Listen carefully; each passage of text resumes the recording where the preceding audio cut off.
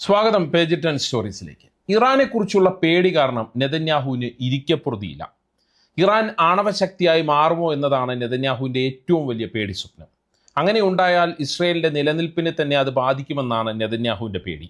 ഈ പേടിയെ സാധൂകരിക്കുന്ന ചില വാർത്തകളാണ് ഇറാനിൽ നിന്ന് വന്നുകൊണ്ടിരിക്കുന്നത്. ഇറാൻ തങ്ങളുടെ ബാലിസ്റ്റിക് മിസൈൽ പദ്ധതി വിപുലീകരിച്ചു എന്നാണ് ഏറ്റവും ഒടുവിലത്തെ റിപ്പോർട്ടുകൾ. ഒപ്പം റഷ്യയുടെ സഹായത്തോടെ ആണവ നിലയങ്ങളുടെ എല്ലാം ശക്തി പഴയതിനേക്കാൾ കൂട്ടുന്നുവെന്നും രഹസ്യാന്വേഷണ റിപ്പോർട്ടുകൾ പറയുന്നു. ഈ സാഹചര്യത്തിൽ അമേരിക്കയുമായി ചേർന്ന് ഇറാനെ വീണ്ടും ആക്രമിക്കാൻ ഒരുങ്ങുകയാണ് നെതന്യാഹു എന്നാണ് റിപ്പോർട്ടുകൾ സൂചിപ്പിക്കുന്നത്. ഇതിനുള്ള പദ്ധതി അടുത്തയാഴ്ച നടക്കുന്ന അമേരിക്കൻ സന്ദർശന സമയത്ത് നെതന്യാഹു ട്രംപിന് മുന്നിൽ അവതരിപ്പിക്കുമെന്നാണ് വിവിധ വാർത്താ ഏജൻസികൾ റിപ്പോർട്ട് ചെയ്യുന്നത്. ഇറാനെ വീണ്ടും ആക്രമിക്കാൻ ട്രംപ് അനുമതി നൽകുമോ? 12 ദിന യുദ്ധത്തിൽ വൻ തിരിച്ചടി കിട്ടിയ നെതന്യാഹു വീണ്ടും ഒരു ആക്രമണത്തിന് മുതിരുമോ? അങ്ങനെ ഒരു ആക്രമണം ഉണ്ടായാൽ റഷ്യയുടെ നീക്കം എന്തായിരിക്കും? ഇറാൻ എന്തൊക്കെയാണ് ഇസ്രയേലിനും അമേരിക്കയ്ക്കുമെതിരെ കരുതി വച്ചിരിക്കുന്നത്? ഈ ചോദ്യങ്ങളിലൂടെയാണ് ഈ വീഡിയോ സഞ്ചരിക്കുന്നത്. ഈ വിഷയത്തിൻ്റെ വിവിധ ജിയോ പൊളിറ്റിക്സ് നമുക്ക് പരിശോധിക്കാം. ആദ്യം നെതന്യാഹു ട്രംപ് കൂടിക്കാഴ്ചയിൽ എന്തൊക്കെ കാര്യങ്ങൾ ഇറാനെ കുറിച്ച് ചർച്ച ചെയ്യും എന്നുള്ള കാര്യം നമുക്ക് പരിശോധിക്കാം. അതിനുശേഷം ട്രംപിൻ്റെ നിലപാടും ഇറാൻ റഷ്യ നീക്കങ്ങളെക്കുറിച്ചും പറയാം. ട്രംപും നെതന്യാഹുവും ഈ മാസം 29-ന് ഫ്ലോറിഡയിലെ ട്രംപിൻ്റെ തോട്ടമായ മാർ എ ലാഗോയിൽ വെച്ചാണ് കൂടിക്കാഴ്ച നടത്തുമെന്ന് കരുതുന്നത്. ഇറാന്റെ ബാലിസ്റ്റിക് മിസൈൽ പദ്ധതിയുടെ വിപുലീകരണം അത് പെട്ടെന്നുള്ള ഭീഷണിയാണ് എന്ന രീതിയിൽ നെതന്യാഹു ട്രംപിനോട് കാര്യങ്ങൾ അവതരിപ്പിക്കുമെന്നാണ് സൂചന. ഇറാന്റെ നടപടികൾ ഇസ്രയേലിന് മാത്രമല്ല ഭീഷണി, അമേരിക്കയ്ക്ക് കൂടിയാണ്. ഒപ്പം പശ്ചിമേഷ്യയാകെ ഇറാന്റെ ഈ നീക്കം അപകടമുണ്ടാക്കുമെന്നാണ് നെതന്യാഹുവിൻ്റെ പ്രധാന വാദം. അതുകൊണ്ട് ഇറാനെതിരെ പുതിയ സൈനിക നടപടി വേണമെന്ന് നെതന്യാഹു ട്രംപിനോട് വാദിക്കും. ഇറാന്റെ ബാലിസ്റ്റിക് മിസൈൽ ഉൽപ്പാദനം പ്രതിവർഷം 3000 വരെ ആകാൻ സാധ്യതയുണ്ടെന്നാണ് ഇസ്രയേൽ വിശ്വസിക്കുന്നത്. മിസൈലുകളുടെ എണ്ണത്തിലുള്ള ഈ വർധനവാണ് ഇസ്രയേലിൻ്റെ ഏറ്റവും വലിയ ആശങ്ക. മിസൈലുകളുടെ വലിയ ശേഖരം ഉണ്ടാകുമെന്നത് ആണവ കേന്ദ്രങ്ങളെ പ്രതിരോധിക്കാൻ ഇറാനെ സഹായിക്കുമെന്ന് ഇസ്രയേൽ ഉദ്യോഗസ്ഥർ കരുതുന്നു. വ്യോമ പ്രതിരോധ സംവിധാനങ്ങൾ പുനർനിർമ്മിക്കപ്പെടുകയും മിസൈലുകൾ ശേഖരിക്കുകയും ചെയ്താൽ തങ്ങളുടെ ആണവ കേന്ദ്രങ്ങൾ സുരക്ഷിതമാണെന്ന വിശ്വാസം ഇറാന് വരും. ഈ സമയത്ത് ഇറാൻ ആണവ പദ്ധതി വേഗത്തിലാക്കുമെന്നാണ് ഇസ്രയേൽ പേടിക്കുന്നത്. അതുകൊണ്ട് ഈ സാഹചര്യത്തെ അതീവ ഗൗരവത്തോടെ കാണണമെന്നാണ് നെതന്യാഹു ട്രംപിനോട് ആവശ്യപ്പെടുക. ഇറാനെ ആക്രമിക്കാനായി വിവിധ പദ്ധതികൾ ട്രംപിന് മുന്നിൽ നെതന്യാഹു വയ്ക്കുമെന്നും അറിയുന്നു. 12 ദിന യുദ്ധ സമയത്ത് അല്ലെങ്കിൽ ആക്രമണത്തിന് മുമ്പ് ഇസ്രയേൽ ട്രംപിന് മുന്നിൽ ഇറാനെ ആക്രമിക്കാൻ 4 ഓപ്ഷനുകൾ വെച്ചിരുന്നു എന്നാണ് അന്നുള്ള റിപ്പോർട്ടുകൾ. 1. ഇസ്രയേൽ ഇറാനെ ഒറ്റയ്ക്ക് ആക്രമിക്കുക. 2. അമേരിക്കയുടെ പരിമിതമായ പിന്തുണയോടെയുള്ള ആക്രമണം. 3. അമേരിക്കയും ഇസ്രയേലും സംയുക്തമായി നടത്തുന്ന ഓപ്പറേഷൻ. അമേരിക്ക ഒറ്റയ്ക്ക് ആക്രമണം നടത്തുക. അന്ന് ട്രംപ് സംയുക്ത ഓപ്പറേഷൻ തിരഞ്ഞെടുക്കുകയായിരുന്നു. ഇപ്പോഴത്തെ കൂടിക്കാഴ്ചയിലും നെതന്യാഹു സമാനമായ ഓപ്ഷനുകൾ ട്രംപിന് മുന്നിൽ വയ്ക്കുമെന്നാണ് കരുതുന്നത്. 12 ദിന യുദ്ധസമയത്തും അതിനു മുമ്പും ഇറാന്റെ ബാലിസ്റ്റിക് മിസൈൽ പദ്ധതികളെ ഇസ്രയേൽ തകർത്തു എന്നതായിരുന്നു അവകാശവാദം. നമ്മൾ ഓർക്കണം, 2024 ഏപ്രിലും ഒക്ടോബറിലും നടത്തിയ ആക്രമണങ്ങളിൽ ഇറാന്റെ ഏറ്റവും ആധുനിക വ്യോമ പ്രതിരോധ സംവിധാനമായ S-300 പൂർണ്ണമായും തകർത്തുവെന്നും ഇസ്രയേൽ അവകാശപ്പെട്ടിരുന്നു. എന്നാൽ പദ്ധതികൾക്ക് ഭാഗികമായ കേടുപാടുകൾ മാത്രമേ പറ്റിയുള്ളൂ എന്ന് അന്ന് തന്നെ ഇറാൻ ഉദ്യോഗസ്ഥർ വിശദീകരിച്ചിരുന്നു.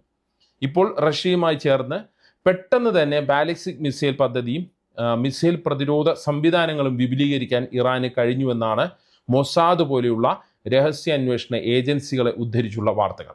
മാത്രമല്ല, അമേരിക്കയും ഇസ്രയേലും ആക്രമിച്ച ആണവ കേന്ദ്രങ്ങളും ഇറാൻ ഏറെക്കുറെ പുനഃസ്ഥാപിച്ചു കഴിഞ്ഞു എന്നാണ് അമേരിക്കൻ ഇസ്രയേൽ രഹസ്യാന്വേഷണ ഏജൻസികൾ തന്നെ പറയുന്നത്. റഷ്യയുടെ സഹായം വലിയ രീതിയിൽ ഇറാനെ അതിന് സഹായിച്ചു എന്നാണ് ഈ റിപ്പോർട്ടുകൾ സൂചിപ്പിക്കുന്നത്. മാത്രമല്ല, പ്രതീക്ഷയ്ക്കപ്പുറം അത്ഭുതകരമായ വേഗത്തിലാണ് ഇറാൻ തിരിച്ചു വന്നത് എന്നാണ് രഹസ്യാന്വേഷണ ഏജൻസികൾ ഒന്നാകെ റിപ്പോർട്ടുകളിൽ പറയുന്നത്. അതുകൊണ്ട് തന്നെ ഇറാനെതിരെ വീണ്ടും ഒരു ആക്രമണം നടത്തി ഭീഷണി ഇല്ലാതാക്കണമെന്നാണ് നെതന്യാഹു വാദിക്കുന്നത്. നെതന്യാഹുവിൻ്റെ ഈ ആവശ്യം ഡൊണാൾഡ് ട്രംപ് അംഗീകരിക്കുമോ? അതാണ് ഏറ്റവും പ്രസക്തമായ ചോദ്യം. ട്രംപിൻ്റെ നിലപാടുകളും ഈ വിഷയത്തിലെ തീരുമാനത്തെ സ്വാധീനിക്കുന്ന ഘടകങ്ങളും നമുക്ക് അടുത്തതായി പരിശോധിക്കാം. ട്രംപിനെ സംബന്ധിച്ച് ഇപ്പോൾ കാര്യങ്ങൾ അതിസങ്കീർണമായ ഒരു സാഹചര്യത്തിലാണ്. വെനസ്വേലയ്ക്കെതിരെ സൈനിക ആക്രമണം നടത്തുന്നതിനെക്കുറിച്ച് അമേരിക്ക ആലോചിക്കുന്ന സമയമാണ് ഇത് എന്നുള്ള കാര്യം നമ്മൾ ഓർക്കണം. മാത്രമല്ല, ഇറാനുമായും വീണ്ടും ആണവ ചർച്ചകൾക്ക് തയ്യാറെന്ന് ട്രംപ് കഴിഞ്ഞ ദിവസമാണ് സൂചന നൽകിയത്. ആണവ കരാറിൽ അമേരിക്കയുമായി നയതന്ത്ര ചർച്ചകൾ പുനരാരംഭിക്കാൻ ഇറാനും ഒരു അർത്ഥസമ്മതം മൂളിയതായി റിപ്പോർട്ടുകളുണ്ട്. ഒമാനും ഖത്തറും വഴി ഇക്കാര്യം ഇറാൻ അമേരിക്കയെ അറിയിച്ചു എന്നാണ് റിപ്പോർട്ടുകളുള്ളത്. അതുകൊണ്ട് തന്നെ ഈ സമയത്ത് നെതന്യാഹു കൊണ്ടുവന്ന ഇറാൻ ആക്രമണ പദ്ധതി ട്രംപ് തള്ളുമെന്നാണ് വിലയിരുത്തൽ. മാത്രമല്ല, ഇറാനെ വീണ്ടും ആക്രമിക്കാൻ ഇസ്രയേലിന് സമ്മതം നൽകിയാൽ ട്രംപിന് അത് തൻ്റെ തള്ളുകൾ അല്ലെങ്കിൽ അവകാശവാദങ്ങളേക്കുള്ള തിരിച്ചടിയുമാകും. കാരണം ഇറാൻ്റെ എല്ലാ ആണവ കേന്ദ്രങ്ങളെയും സൈനിക ശക്തിയെയും ഇല്ലാതാക്കിയെന്നാണ് അന്നു മുതൽ ട്രംപ് അവകാശപ്പെട്ടുകൊണ്ടിരിക്കുന്നത്. കഴിഞ്ഞ ദിവസവും ഇത് ആവർത്തിച്ചിരുന്നു. ഇറാൻ ആണവ ഭീഷണിയെ നശിപ്പിക്കുകയും ഗാസയിലെ യുദ്ധം അവസാനിപ്പിക്കുകയും ചെയ്തു. ഇതിലൂടെ 3000 വർഷത്തിനിടയിൽ ആദ്യമായി മിഡിൽ ഈസ്റ്റിൽ സമാധാനം കൊണ്ടുവന്നു എന്നാണ് ട്രംപ് കഴിഞ്ഞ ദിവസവും പറഞ്ഞത്. നെതന്യാഹുവിൻ്റെ ഇറാൻ ആക്രമണ പദ്ധതി ട്രംപ് അംഗീകരിച്ചാൽ ഈ പറഞ്ഞതിനെല്ലാം അദ്ദേഹം മറുപടി പറയേണ്ട ഒരു സാഹചര്യം വരും. അതിനാൽ തന്നെ ട്രംപ് നെതന്യാഹുവിൻ്റെ പദ്ധതി തള്ളുമെന്നാണ് ചില അന്താരാഷ്ട്ര വിദഗ്ധർ അഭിപ്രായപ്പെടുന്നത്. ഒപ്പം മറ്റൊരു കാര്യം കൂടി ട്രംപിനെ അലട്ടുന്നുണ്ട്. അത് ഇറാൻ വിഷയത്തിലുള്ള റഷ്യയുടെ ഇപ്പോഴത്തെ സജീവമായ ഇടപെടലാണ്. റഷ്യയുടെ ഇടപെടൽ ഇറാൻ്റെ കരുത്ത് കൂട്ടിയിട്ടുണ്ടെന്നാണ് അമേരിക്കൻ ഏജൻസികൾ ട്രംപിന് നൽകിയിരിക്കുന്ന മുന്നറിയിപ്പ്. അതുകൊണ്ട് തന്നെയാണ് ട്രംപ് ഇറാനെ നിരന്തരം ചർച്ചകൾക്ക് ക്ഷണിക്കുന്നത്. ചർച്ചകളിലേക്ക് ഇറാനെ എത്തിച്ച് റഷ്യയുടെ പിടിയിൽ നിന്ന് ഇറാനെ മോചിപ്പിക്കുകയാണ് ട്രംപ് ടീമിൻ്റെ ലക്ഷ്യം. ഇറാൻ പരമോന്നത നേതാവ് ആയത്തുള്ള അലി ഖൊമൈനി ട്രംപിനെതിരെ അതിരൂക്ഷമായ പരാമർശം നടത്തിയിട്ടും അതിനോട് വളരെ കരുതലോടെയുള്ള ഒരു പ്രതികരണമാണ് ട്രംപ് നടത്തിയത്. അതെല്ലാം റഷ്യയുടെ ഈ സാന്നിധ്യം കൊണ്ട് തന്നെയാണ്. റഷ്യ ചൈന ഇറാൻ ബന്ധം മുമ്പില്ലാത്ത വിധം ശക്തമായ അവസ്ഥയിലുമാണ്. അതുകൊണ്ട് തന്നെ ഈ ഘട്ടത്തിൽ ഇറാനെ ആക്രമിച്ചാൽ ആ കൂട്ടുകെട്ടിൻ്റെ കരുത്ത് കൂടുമെന്നും ഇസ്രയേലിന് അത് വലിയ തിരിച്ചടി കിട്ടുമെന്നും അല്ലെങ്കിൽ തിരിച്ചടിയായി മാറുമെന്നും ട്രംപിന് നന്നായി അറിയാം. 12 ദിന യുദ്ധസമയത്ത് തന്നെ ഇസ്രയേൽ പ്രതീക്ഷിക്കാത്ത തിരിച്ചടിയാണ് ഇറാൻ നൽകിയത്. ഇനിയും യുദ്ധം മുന്നോട്ട് പോയാൽ ഇസ്രയേൽ തകരുമെന്ന് മനസ്സിലാക്കിയാണ് ട്രംപ് അന്ന് പെട്ടെന്ന് തന്നെ വെടിനിർത്തൽ കൊണ്ടുവന്നത്. ഇതെല്ലാം മുന്നിലുള്ളത് കൊണ്ട് തന്നെ ട്രംപ് നെതന്യാഹുവിൻ്റെ ഇറാൻ ആക്രമണ പരിപാടിയെ തിരസ്കരിക്കുമെന്നാണ് ഭൂരിഭാഗം അന്താരാഷ്ട്ര വിദഗ്ധരും പറയുന്നത്. ഇറാൻ ആണെങ്കിൽ ഏത് നിമിഷവും ഇസ്രയേലിൻ്റെയും അമേരിക്കയുടെയും സൈനിക ആക്രമണം പ്രതീക്ഷിക്കുന്നുമുണ്ട്. അതുകൊണ്ട് തന്നെ ഇറാൻ വളരെ വലിയ കരുതലിലുമാണ്. ആക്രമണം പ്രതീക്ഷിച്ചുള്ള മുന്നൊരുക്കങ്ങളാണ് ഇറാൻ ഇതുവരെ നടത്തിപ്പോന്നിട്ടുള്ളത്. മിസൈൽ ശക്തി കൂട്ടുന്നതിനൊപ്പം മിസൈൽ പ്രതിരോധ സംവിധാനവും റഷ്യയുടെയും ചൈനയുടെയും സഹായത്തോടെ കരുത്തുറ്റതാക്കി മാറ്റിയിട്ടുണ്ട്. ആണവ നിലയങ്ങൾ സാധാരണ നിലയിലേക്ക് എത്തിക്കാൻ റഷ്യൻ ഉദ്യോഗസ്ഥർ നേരിട്ട് തന്നെ ഇറാനിലെത്തിയെന്നാണ് റിപ്പോർട്ടുകൾ. മാത്രമല്ല, റഷ്യ ആണവായുധ പരീക്ഷണത്തിനുള്ള ലേസർ സാങ്കേതിക വിദ്യ ഇറാന് കൈമാറിയിട്ടുണ്ടെന്നും ഏറ്റവും ഒടുവിലത്തെ റിപ്പോർട്ടുകൾ സൂചിപ്പിക്കുന്നു. അതായത് നേരിട്ട് പരീക്ഷിച്ച് നോക്കാതെ തന്നെ ആണവായുധം വിജയമാണോ എന്ന് തിരിച്ചറിയുന്ന സാങ്കേതിക വിദ്യയാണ് റഷ്യ ഇറാന് കൈമാറിയിട്ടുള്ളത്. ഇസ്രയേലിന് എപ്പോഴുമുള്ള വലിയ പേടി ഇറാൻ്റെ അത്യാധുനിക ബാലിസ്റ്റിക് മിസൈൽ ശേഖരമാണ്. അതിൻ്റെ ആഴം എത്രത്തോളം ഉണ്ടെന്ന് ഇപ്പോഴും ഇസ്രയേലിനും അമേരിക്കയ്ക്കും അജ്ഞാതമാണ്. ഈ മിസൈൽ ശേഖരത്തിലേക്ക് അത്യാധുനിക ആയുധങ്ങൾ ഇറാൻ അടുത്തിടെ കൂട്ടിച്ചേർത്തിരുന്നു. 2000 കിലോമീറ്ററുകൾക്കപ്പുറം നാശം വിതയ്ക്കാൻ പോകുന്ന അത്യാധുനിക ബാലിസ്റ്റിക് മിസൈൽ ഇറാൻ വിജയകരമായി പരീക്ഷിച്ചിരുന്നു. ഇസ്രയേലിൻ്റെ ലേസർ അധിഷ്ഠിത വ്യോമ പ്രതിരോധ സംവിധാനമായ അയൺ ബീമിനെയും ഇറാൻ്റെ ഈ പുതിയ മിസൈലുകൾ മറികടക്കുമെന്നാണ് പ്രതിരോധ രംഗത്തെ വിദഗ്ധർ പറയുന്നത്. ഒപ്പം റഷ്യയിൽ നിന്നും ചൈനയിൽ നിന്നും വടക്കൻ കൊറിയയിൽ നിന്നും വൻതോതിൽ യുദ്ധസാമഗ്രികൾ ഇറാൻ വാങ്ങിയെന്നും അമേരിക്കൻ അനുകൂല മാധ്യമങ്ങൾ തന്നെ റിപ്പോർട്ട് ചെയ്യുന്നുണ്ട്. ഇത് എത്രത്തോളം വിശ്വാസയോഗ്യമെന്ന് പറയാൻ പറ്റുന്നില്ല എങ്കിലും റഷ്യയുടെ പരസ്യമായ സഹായം എല്ലാ കാര്യത്തിലും ഇറാന് ഇപ്പോഴുണ്ട് എന്ന് തന്നെയാണ് നമുക്ക് മനസ്സിലാക്കാൻ പറ്റുന്നത്. ഈ രീതിയിൽ ആയുധശക്തി കൂട്ടുമ്പോൾ തന്നെ സമാന്തരമായി മറ്റു ചില കാര്യങ്ങൾ കൂടി ഇറാൻ ചെയ്തിട്ടുണ്ട്. അത് അവരുടെ പരമോന്നത നേതാവ് ആയത്തുള്ള അലി ഖൊമൈനിയുടെ സുരക്ഷയാണ്. ഇസ്രയേൽ ആദ്യം ലക്ഷ്യം വയ്ക്കുക ഖൊമൈനി ആയിരിക്കുമെന്ന് ഇറാന് നന്നായി അറിയാം. അതുകൊണ്ട് തന്നെ അതീവ സുരക്ഷിതവും അതേസമയം ഉന്നത ഉദ്യോഗസ്ഥർക്ക് പോലും അറിയാത്ത രീതിയിലുള്ള പരമ രഹസ്യകരമായിട്ടുള്ള സുരക്ഷയുമാണ് ഖൊമൈനിക്ക് ഒരുക്കിയിരിക്കുന്നത്. ഇസ്രയേലിൻ്റെ ആക്രമണ സാധ്യത മാറിയിട്ടും ഇറാൻ ഖൊമൈനിയുടെ സുരക്ഷയുടെ കാര്യത്തിൽ കുറവ് വരുത്തിയിട്ടില്ല എന്നത് നമ്മൾ പ്രത്യേകം ശ്രദ്ധിക്കണം. പിന്നെ മറ്റൊരു കാര്യം ഇറാൻ ചെയ്തത് രഹസ്യ അന്വേഷണ ഏജൻസികളെ ശക്തിപ്പെടുത്തി എന്നതാണ്. കഴിഞ്ഞ തവണ മൊസാദ് ചാരന്മാർ ഇറാനിൽ നുഴഞ്ഞു കയറിയതാണ് ഇസ്രയേൽ ആക്രമണത്തിന് നിലമൊരുക്കിയത്.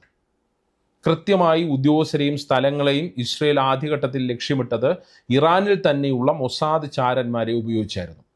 അതുകൊണ്ട് തന്നെ രഹസ്യാന്വേഷണ ഏജൻസികളെ കാര്യക്ഷമമാക്കിയ ഇറാൻ രാജ്യത്തുള്ള മൊസാദ് ചാരന്മാരെ കണ്ടെത്തി വധിക്കുകയോ അല്ലെങ്കിൽ അവരെ തടവിലാക്കുകയോ ചെയ്തു. ഒപ്പം ഇസ്രയേലിൻ്റെ ആയുധ രഹസ്യങ്ങൾ പണം കൊടുത്ത് ചോർത്തുകയും ചെയ്തു. ഇതെല്ലാം ഇസ്രയേൽ ഭീഷണിയെ ഇറാൻ എത്രത്തോളം കരുതിയിരിക്കുന്നു എന്നതിൻ്റെ വ്യക്തമായ സൂചനകളാണ്. ഇക്കാര്യങ്ങളെ അറിയാവുന്ന ട്രംപ് നെതന്യാഹുവിൻ്റെ ഇറാൻ ആക്രമണ പദ്ധതിയെ പ്രോത്സാഹിപ്പിക്കില്ല എന്നാണ് റിപ്പോർട്ടുകൾ. എന്നാൽ ട്രംപാണ് എന്ത് സംഭവിക്കാം എന്ന കാര്യവും ചില അന്താരാഷ്ട്ര വിദഗ്ധർ ചൂണ്ടിക്കാട്ടുന്നുണ്ട്. ട്രംപിനെ വലയിലാക്കാനുള്ള തന്ത്രങ്ങൾ നെതന്യാഹുവിന് നന്നായി അറിയാം. അതുകൊണ്ട് തന്നെ ഇറാനെ ആക്രമിക്കാനുള്ള പദ്ധതി നെതന്യാഹു അംഗീകരിപ്പിച്ചെടുക്കുമെന്നാണ് മറ്റൊരു വാദമുള്ളത്. അങ്ങനെയെങ്കിൽ ഇറാനെ ഇനി ആക്രമിക്കാൻ ഇറങ്ങുന്നത് ഇസ്രയേലിനും അമേരിക്കയ്ക്കും ആത്മഹത്യാപരമായിരിക്കുമെന്നാണ് ചില നയതന്ത്ര ഉദ്യോഗസ്ഥർ നൽകുന്ന മുന്നറിയിപ്പ്. അതിന് പ്രധാന കാരണം നേരത്തെ പറഞ്ഞതുപോലെ ഇറാൻ്റെ തയ്യാറെടുപ്പാണ്. മറ്റൊരു പ്രധാന കാരണം ഇറാന് പിന്നിലുള്ള പുട്ടിൻ്റെ സാന്നിധ്യമാണ്. നേരത്തേതിൽ നിന്ന് വ്യത്യസ്തമായി സമീപകാലത്ത് കുറച്ചുകൂടി ആക്റ്റീവാണ് പുട്ടിൻ എന്ന് നമ്മൾ നോക്കിക്കാണണം. സ്വന്തം രാജ്യത്തെ കാര്യങ്ങളിൽ ഒതുങ്ങിക്കൂടാതെ മറ്റ് രാജ്യങ്ങളുടെ വിഷയങ്ങളിലും പുടിൻ ഇടപെടുകയോ അതിനെക്കുറിച്ച് പ്രസ്താവന നടത്തുകയോ ചെയ്യുന്നു. അതായത് റഷ്യയുമായി അടുത്ത് നിൽക്കുന്ന രാജ്യങ്ങളുടെ സുരക്ഷയുടെ കാര്യത്തിൽ പുടിൻ വ്യക്തമായി ഇടപെടുന്നു എന്ന് നമുക്ക് സമീപകാല ചിത്രം പരിശോധിച്ചാൽ മനസ്സിലാകും. മാത്രമല്ല ചില അപ്രതീക്ഷിത നീക്കങ്ങളും പുടിൻ നടത്തുന്നുണ്ട്. യുക്രൈൻ യുദ്ധത്തിൽ റഷ്യ നേടിയ മേൽക്കൈയും ഈ ഘട്ടത്തിൽ നോക്കിക്കാണേണ്ടതാണ്. നാറ്റോ അംഗത്വം വേണ്ടെന്ന് സെലൻസ്കിയെ കൊണ്ട് തന്നെ പറയിപ്പിക്കാൻ പുടിന് കഴിഞ്ഞു.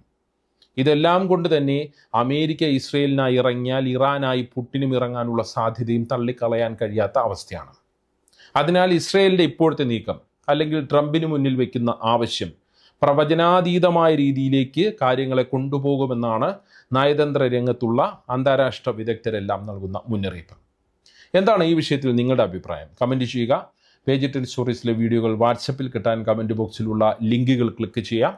വാട്സപ്പ് ഗ്രൂപ്പിലോ അല്ലെങ്കിൽ വാട്സപ്പ് ചാനലിലോ അംഗമാകാം. നന്ദി, നമസ്കാരം.